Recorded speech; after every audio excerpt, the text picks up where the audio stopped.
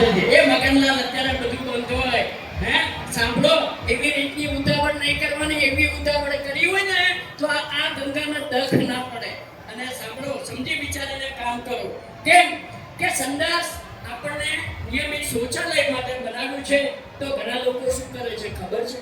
ઘણા લોકો આપણે ટાયરો ભરે છે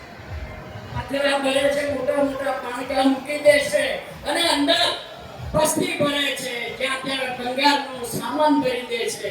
માટે ધ્યાન રાખો કે આને સ્ટોર રૂમ કોઈ દિવસ નહીં બનાવવાનો જો આપણને સરકારે સહાય આપી આ સંડાસ બનાવવા આપ્યું છે તો ખરેખર નિયમિત એનો સંડાસનો ઉપયોગ કરવો જોઈએ બરાબર ને